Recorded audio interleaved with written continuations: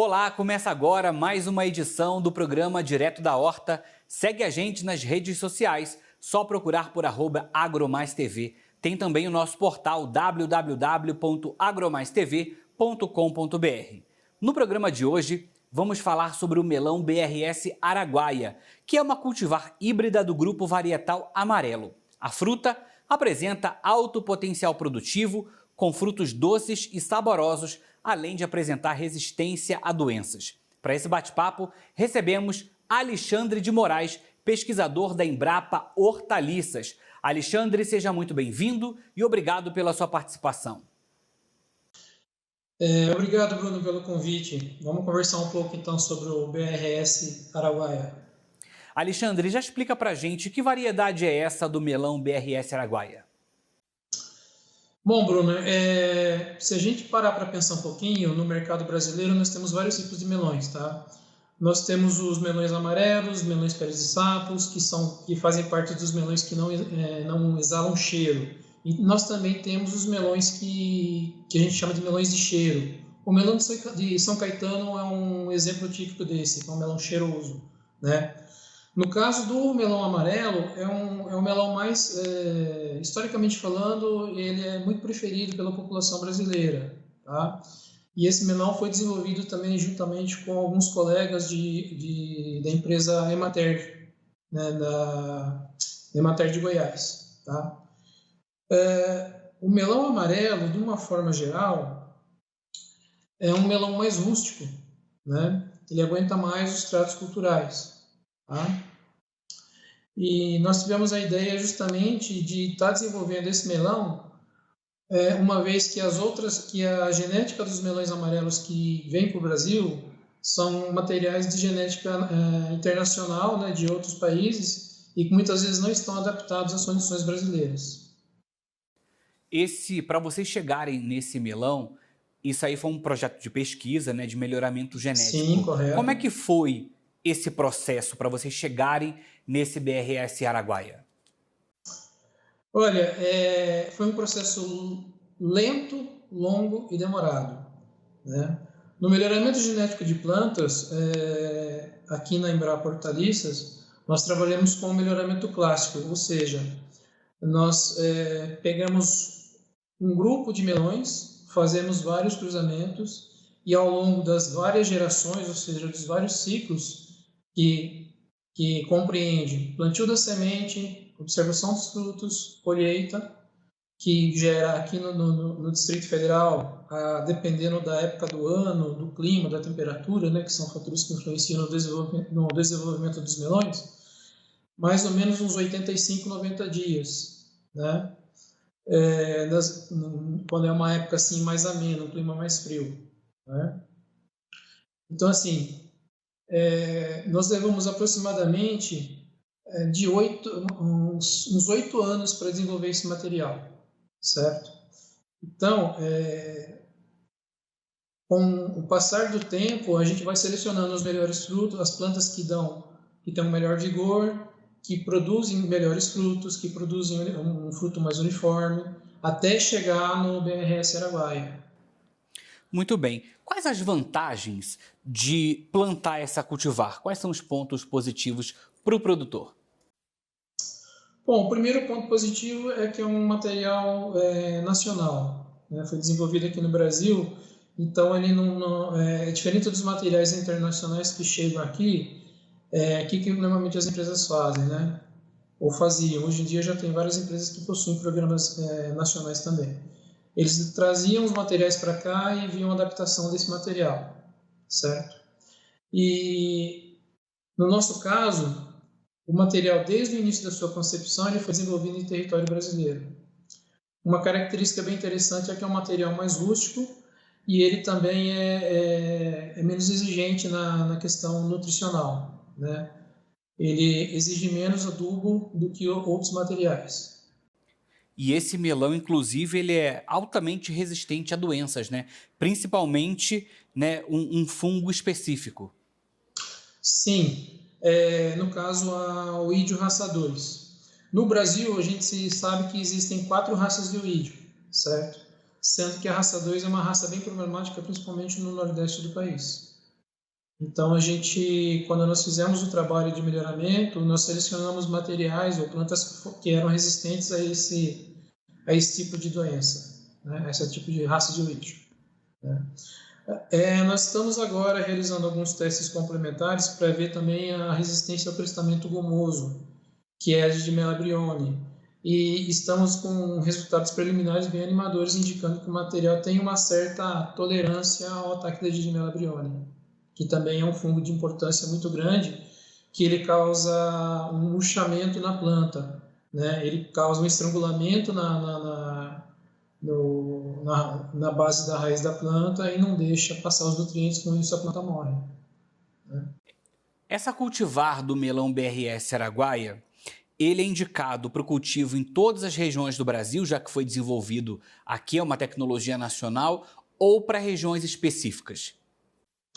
Não, ele é indicado para toda a região do Brasil, né? Se você entrar, o nosso representante, né, que a Embrapa, ela não vende semente, ela cede a seção de venda do material para uma empresa terceirizada ou para uma empresa que tem interesse, né? Então nós temos aí, ele é recomendado para plantio no norte, nordeste e centro-oeste o ano todo. Agora, para a região sul e sudeste, para os meses de agosto e novembro para o plantio. Outra característica que esse melão traz nessa cultivar é a manutenção das características pós-colheita, né? Como a boa formação da casca. Explica pra gente por quê. Olha, vamos pensar o seguinte: o maior produtor nacional de melão, tá? Os maiores produtores são a região Nordeste, tá? E também nós temos uma pequena quantidade de produção de melão bem significativa na região sul do país, tá? Mas o grosso mesmo é da região Nordeste. E como que é feito o transporte desse melão? Na maior parte das vezes esse melão ele é colhido no campo e ele é levado de caminhão até os centros de distribuição, tá certo? Isso para empresas que ainda não têm um packing house bem desenvolvido, tá bom? Então o que acontece?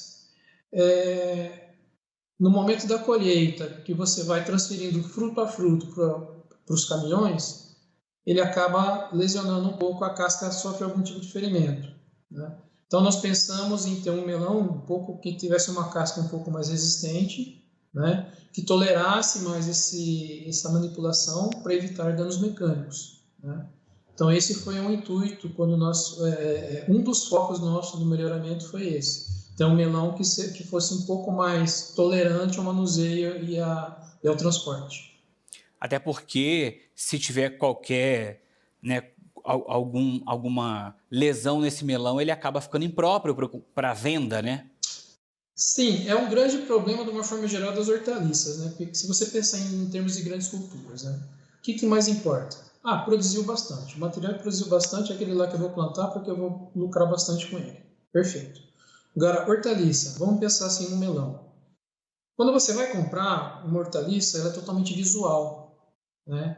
Então, assim, você não vai comprar um melão que esteja com a casca toda machucada. Você vai querer comprar um melão num padrão característico, né? É diferente né, como eu falei, de uma planta de soja que você vai pegar e vai produzir e vai colher só o grão. O melão não, o melão o que importa é o brilho da casca, o formato do fruto, né, são as características externas, né? Aí quando você abre também, você tem aquelas características internas, que é o preenchimento da polpa, a coloração da polpa, a textura da polpa. Então tem uma série de caracteres, não é simplesmente a produção, né? E por que esse melão ele é mais saboroso e ele é mais doce? Olha,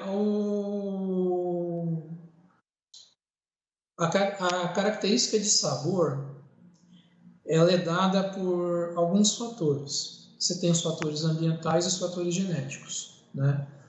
Ao longo do nosso processo de melhoramento, a gente tentou selecionar materiais que geneticamente fossem mais doces, mas também associado ao sistema de manejo com que ele é produzido, né, ele acaba sendo mais doce, tá?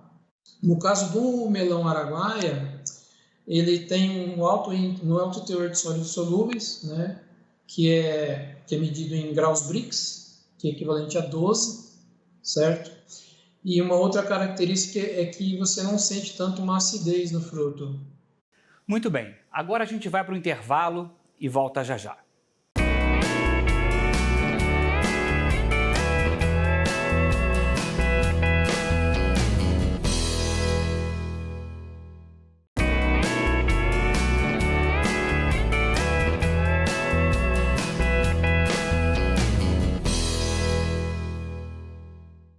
Já estamos de volta com o Direto da Horta. Segue a gente aí nas redes sociais, só procurar por @agromaistv. A gente continua o bate-papo aqui com Alexandre de Moraes, que é pesquisador da Embrapa Hortaliças. Alexandre, a gente volta falando de colheita agora. Qual o ponto ideal de colheita desses melões para o consumo? Olha, o melão amarelo ele é bem interessante com relação a pontos de colheita, né? Diferente de muitas frutas que nós observamos, ele pode atingir a sua coloração amarela e não está pronto para ser colhido. Então, normalmente as pessoas, quem produz esse melão, ele tem que ficar atento muitas vezes ao tempo que foi plantado, né? Normalmente com 70 dias ele está pronto para ser colhido. Mas o ideal mesmo é você fazer amostragens utilizando um aparelhinho chamado medidor de Brix, onde você aleatoriamente pega alguns frutos, né, e extrai o suco da fruta e coloca nesse aparelho para indicar a medição de grau Brix, certo? Então, diferentemente de outras frutas que, quando estão maduras, mudam de cor, o melão amarelo, quando está amarelo, não quer dizer necessariamente que ele está pronto para colher. É interessante isso esclarecer, né? Porque muitas das vezes a gente acredita que o fato dele ter ficado amarelo está pronto para a colheita e não necessariamente esse é o ponto. Sim, exatamente. Uma outra característica do nosso melão é que ele possui um amarelo gema de ovo. Ele é bem dourado, né? Diferente de muitos materiais do mercado que possuem um amarelo não tão intenso. Você falou aí da questão do sabor, né, da doçura, e eu fiquei aqui pensando, uma das coisas que eu li sobre esse BRS Araguaia é que ele tem uma uniformidade no sabor e na doçura, né? Tem essa questão da parte interna até a casca, tem o mesmo tom, o mesmo teor de sabor e doçura, né? Sim, exatamente. É que pode acontecer algumas vezes que ao longo do processo de melhoramento a gente observa muito isso. Muitas vezes a gente seleciona materiais que são esteticamente muito bonitos, mas na hora de provar, eles possuem um miolo mais doce e mais próximo da casca, não tão doce, né? E já com esse melão, não. Ele é doce em todo o comprimento da polpa, desde a proximidade da casca até próximo de onde estão as sementes do melão. Tá? Ele tem como característica também a questão, né, de ser um pouco mais, não ser tão molinho, ser um pouco mais duro, né? Sim. Essa é uma outra característica que ele é crocante, vamos dizer assim. Não é aquele melão que você põe na boca e ele derrete. É aquele melão que você põe e você sente uma textura média, bem agradável ao paladar, que dá para você aproveitar mais o sabor dele. Nesse quesito aí, a gente vai falar agora da importância dessa nova cultivar desse melão para a competitividade e sustentabilidade dos produtores, né? A gente já falou de diversos diferenciais e isso acaba refletindo então no mercado, né?